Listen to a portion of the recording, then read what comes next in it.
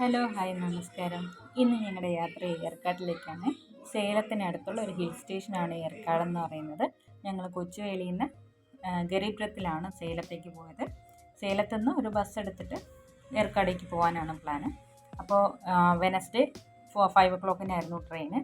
ഞങ്ങൾ Thursday morning ഒരു 4 o'clock ആകുമ്പോൾ സേലത്തെത്തുന്നത്. സേലത്ത് എത്തിയിട്ട് ഞങ്ങൾ റിട്ടയറിംഗ് റൂം എടുത്ത് ഒന്ന് ഫ്രഷ് ആയതിനു ശേഷം ഒരു 8 മണിക്കൊക്കെ ഏർക്കാടേക്കുള്ള ബസ് കയറാനായിരുന്നു പ്ലാൻ. അപ്പോൾ റിട്ടയറിംഗ് റൂം ഞങ്ങൾ ടിക്കറ്റ് ബുക്ക് ചെയ്ത സമയത്ത് തന്നെ ബുക്ക് ചെയ്തിരുന്നു. അതുകൊണ്ട് എനിക്ക് വലിയ ബുദ്ധിമുട്ടൊന്നും ഉണ്ടായിരുന്നില്ല. അവിടുന്ന് നേരെ റിട്ടയറിംഗ് റൂമിൽ നിന്ന് കയറി കുറച്ച് നേരം റെസ്റ്റ് എടുത്തിട്ട് പോകാമെന്ന് വിചാരിച്ചിരിക്കുകയാണ്. റൂം അത്യാവശ്യം നല്ല സ്പേഷ്യസ് ആണ്. ഫെസിലിറ്റീസ് എല്ലാം ഉണ്ട്. ടോയ്ലറ്റ് ഫെസിലിറ്റീസും ഉണ്ട്. നല്ല സ്പേഷ്യസ് ആണ്. കുറച്ച് മെമ്പേഴ്സ് കൂടുതലുണ്ടെങ്കിലും നമുക്ക് അഡ്ജസ്റ്റ് ചെയ്യാൻ പറ്റും. കുറച്ച് കണ്ടോ, അത്യാവശ്യം നല്ല സ്പേഷ്യസ് ആണ്. AC ഹാളാണ്. 450 rupees ഞങ്ങൾക്ക് ആയത്. നമുക്ക് ഇത് വേണ്ട, ഡോർമെട്രി മതി എന്നുണ്ടെങ്കിൽ റേറ്റ് കുറവാണ്. 150 rupees ഡോർമെട്രി ഫെസിലിറ്റീസ് അവൈലബിൾ ആണ്. പക്ഷേ ഞങ്ങൾക്ക് കുറച്ചൊന്ന് സെക്യൂരിറ്റി റീസൺസ് കാരണം ഞങ്ങൾ ഈ റൂം തന്നെ എടുത്തു.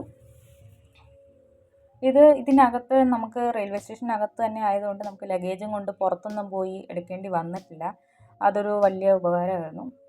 നേരെ വന്ന് കുറച്ച് നേരം കിടന്നിട്ട് ഞങ്ങൾ 8 മണിയൊക്കെ ആയപ്പോൾ അവിടുന്ന് റൂം വെക്കേറ്റ് ചെയ്ത് ഇറങ്ങി. 12 hours നമുക്ക് ഈ 450 rupees. അതുകൊണ്ട് അത് ഭയങ്കര ബഡ്ജറ്റ് ഫ്രണ്ട്ലി ആണ്. അവിടുന്ന് 8 മണിക്ക് ഞങ്ങൾ IRCTCയുടെ തന്നെ ഫുഡ് സ്റ്റോളിൽ നിന്ന് തന്നെയാണ് ഫുഡ് കഴിച്ചത്. അവിടുന്ന് റെയിൽവേ സ്റ്റേഷനിൽ നിന്ന് ബസ് എടുത്തിട്ട് ബസ് സ്റ്റേഷനിൽ പോയി അവിടെ നിന്ന് ഏർക്കാടേക്കുള്ള ബസ് കയറാനാണ് പ്ലാൻ. ഞങ്ങൾ അവിടെ നിന്ന് തന്നെ ഫുഡ് കഴിച്ചിട്ട് ബസ്സിൽ കയറി. എനിക്ക് ടിക്കറ്റ് ഫ്രീ ആയിരുന്നു. ലേഡീസിന് തമിഴ്നാട് ഗവൺമെൻറ് 0 ടിക്കറ്റാണ്. നമ്മുടെ നാട്ടിലില്ലാത്തതാണത്. അത് കഴിഞ്ഞ് ഞങ്ങൾ ബസ്സെത്തി. കുറച്ച് റഷ് ടൈമായിരുന്നു. കാരണം മോർണിംഗ് ആയതുകൊണ്ട് തന്നെ സ്കൂൾ ഓഫീസ് ടൈം ആയതുകൊണ്ട് നമുക്ക് നല്ല റഷായിരുന്നു ബസ്സിലേക്ക്. ഒരു ഉച്ച ടൈമൊക്കെ പോവുകയാണെന്നുണ്ടെങ്കിൽ നമുക്ക് ഇത്രയും റഷൊന്നും കിട്ടില്ല. പോകുന്ന വഴി നല്ല വ്യൂസാണ്. ഒരു 20 ഹെയർ-പിൻ ബെൻഡ്സ് ഉണ്ട് നമുക്ക് ഏർക്കാടേക്ക് പോകാൻ വേണ്ടിയിട്ട്. അത് ഓരോ ബെൻഡ് എത്തുമ്പോഴും അവർ നമ്പർ എഴുതിയിട്ടുണ്ട്. അപ്പം നമുക്ക് കാണാൻ പറ്റും എത്ര ബെൻഡ് ഉണ്ട് എന്നുള്ളത്. അപ്പോൾ സൈഡ് സീറ്റ് കിട്ടാത്തതുകൊണ്ട് തന്നെ എനിക്ക് അധികം നല്ലോണം റെക്കോർഡ് ചെയ്യാൻ പറ്റിയില്ല.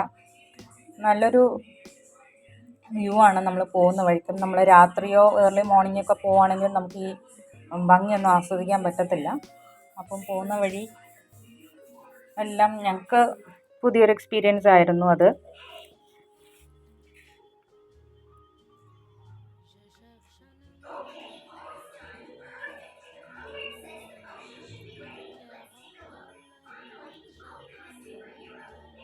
$30 kilometer ഉണ്ട് നമ്മുടെ സേലത്ത് നിന്ന് ഏർക്കാടേക്ക്.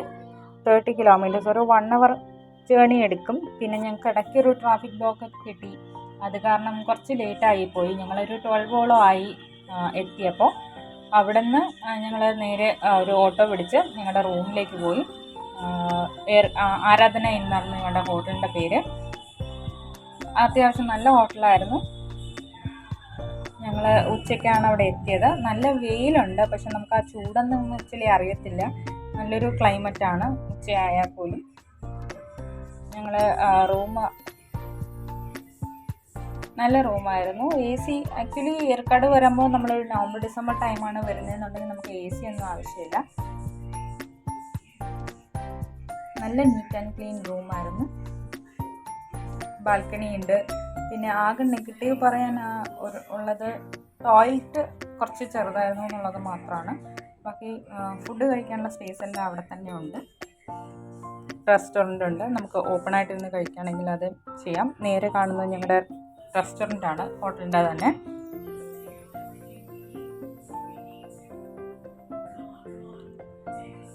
ടോയ്ലറ്റ് കുറച്ച് ചെറുതാണ്, എന്നാലും നീറ്റായിട്ട് അവർ മെയിൻറ്റെയിൻ ചെയ്തിട്ടുണ്ട് ടോയ്ലറ്റ്.